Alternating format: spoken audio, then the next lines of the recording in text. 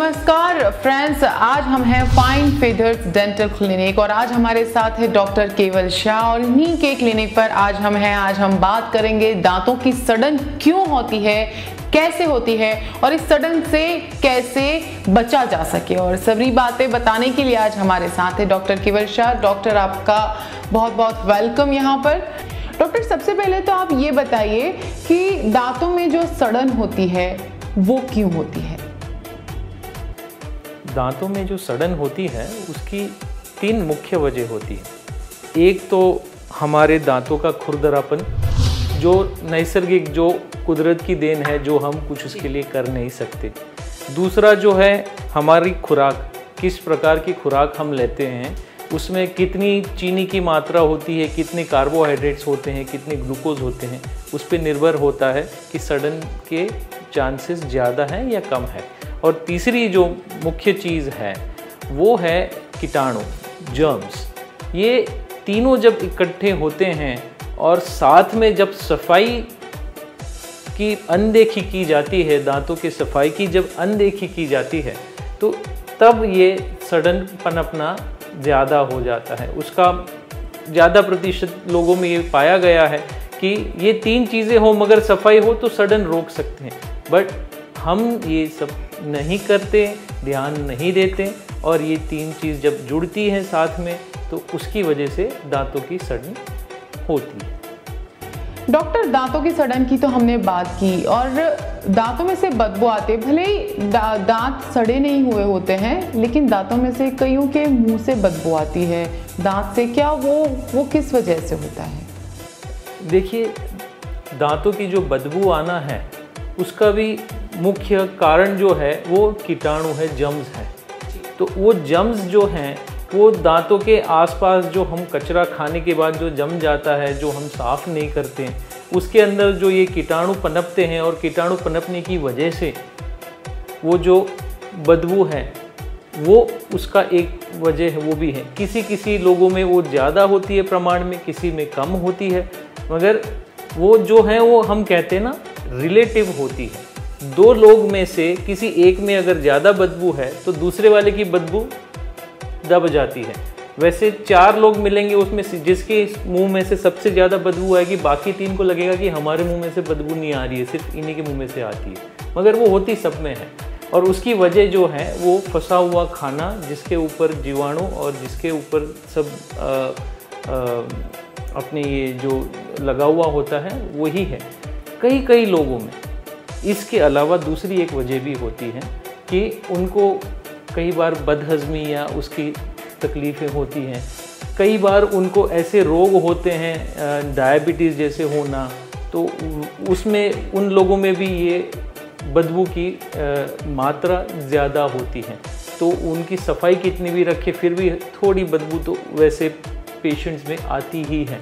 वो उसके अलावा अगर हम दांतों की अच्छे से सफाई रखें, हम खाना कहीं फंसने ना दें और अच्छी माउथ वॉश और वैसी सब चीज़ों का उपयोग करें तो बदबू को बिल्कुल दूर किया जा सकता है। डॉक्टर, आपने जिस तरह से कहा दांतों की सफाई की बात हो रही है, तो दांतों की सफाई मैंने कभी सुना है कि रात को ब्रश करके सोना वो एक अच्छी बात है, लेकिन कुछ डॉक्टर्स ही कहते हैं कि ज़्यादा दांतों को घिसना भी अच्छी बात नहीं है, उसका एनेमल जो होता है वो निकल जाता है। तो सच क्या है? हमें क्या करना चाहिए? 2 टाइम ब्रश करना चाहिए या फिर एक ही टाइम ब्रश करना चाहिए?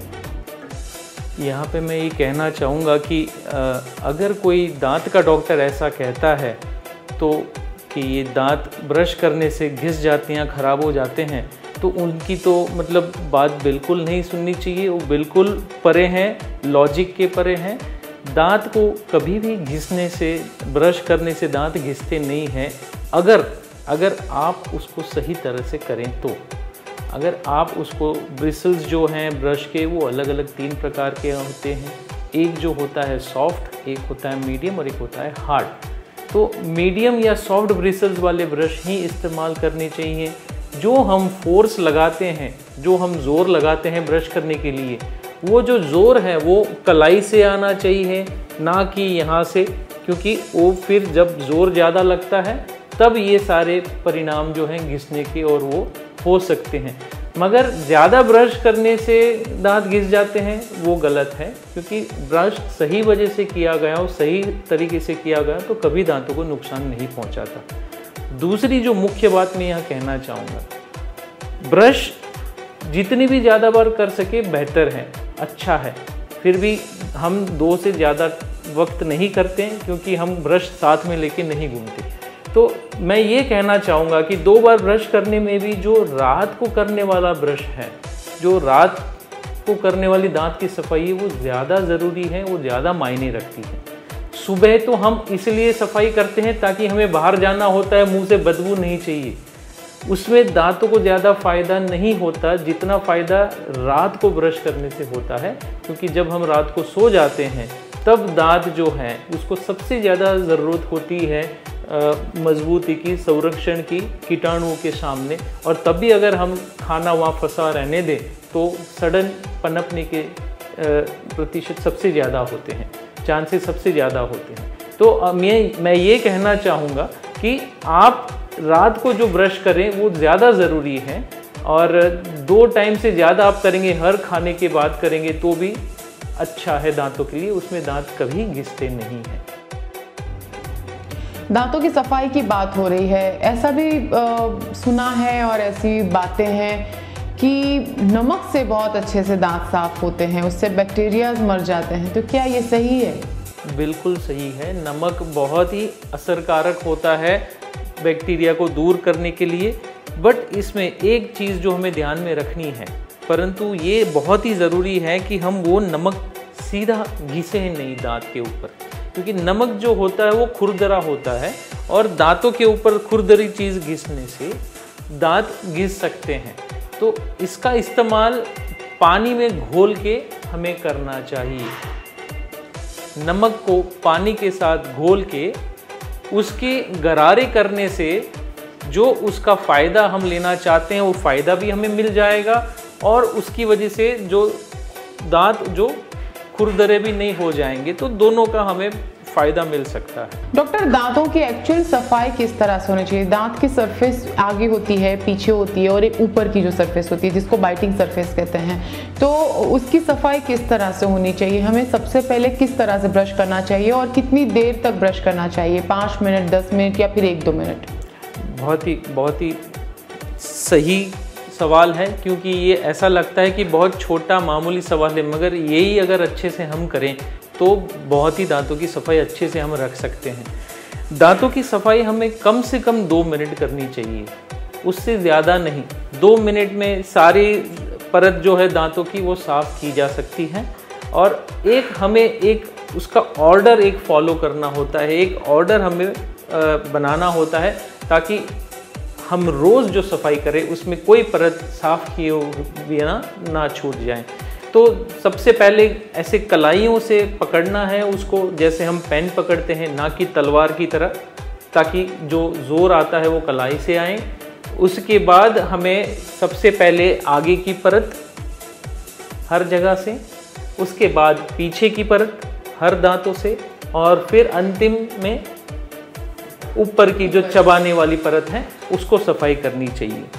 यहाँ और एक चीज़ मैं कहना चाहूँगा कि हम सारी परतों को साफ कर सकते हैं ब्रश का इस्तेमाल करके, बट एक परत ऐसी है जहाँ ब्रश नहीं जा सकता, और बड़ी उम्र के लोगों में यहीं पे सबसे ज़्यादा कीटाणु और सड़न होना चालू होता है।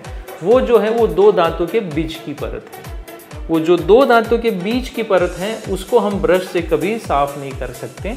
उसे साफ़ करना हो तो हमें एक बहुत ही अच्छी चीज़ जो है मार्केट में जो अवेलेबल है, फ्लॉस कहते हैं उसे, वो फ्लॉस का इस्तेमाल हमें करना चाहिए। वो फ्लॉस जो है वो 2 दांतों के बीच जाके ये सारे कीटाणु हैं, जब खाना फंसा हो वो सबको क्लीन करते हैं, और रात को सोने से पहले तो इसका इस्तेमाल करना ही करना है।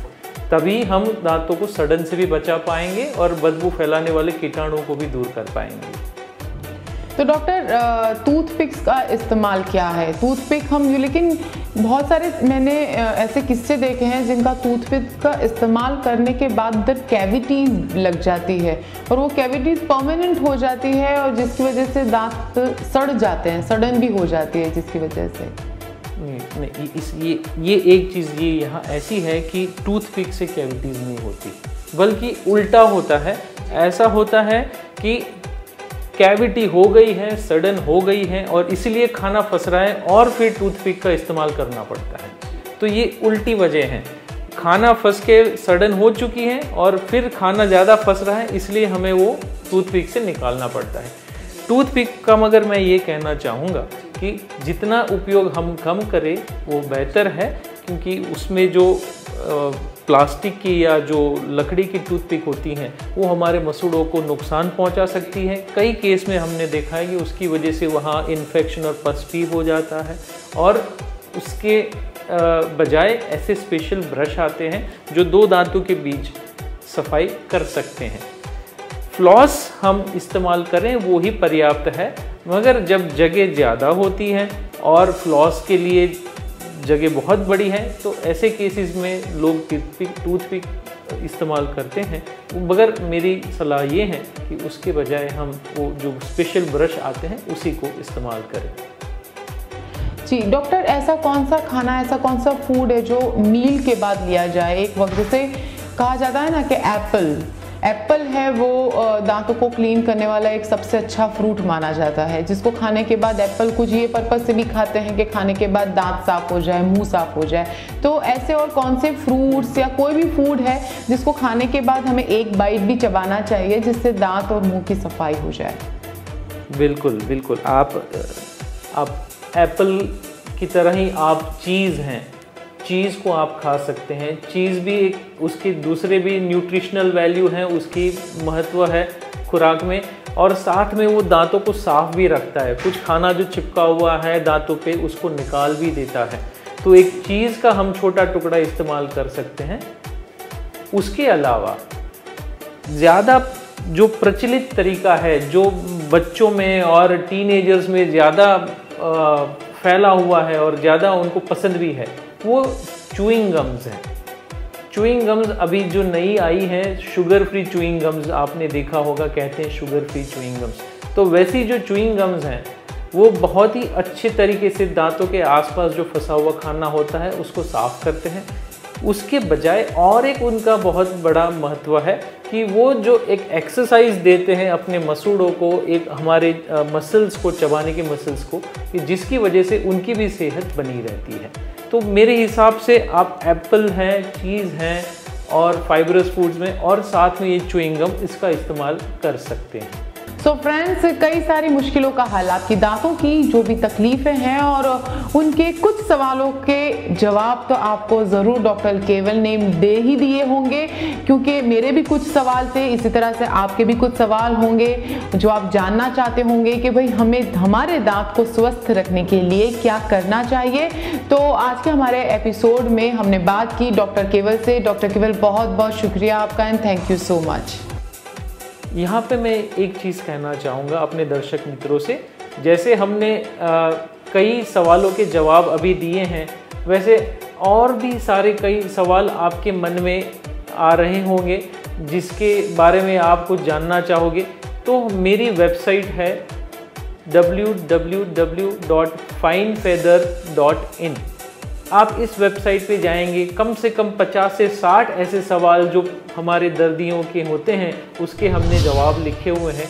उसके अलावा आप अपना कुछ स्पेसिफिक सवाल पूछना चाहें तो बिना हिचकिचाहट उस पर आप लिख सकते हैं और आपको 24 घंटों के अंदर उसका जवाब मिल जाएगा।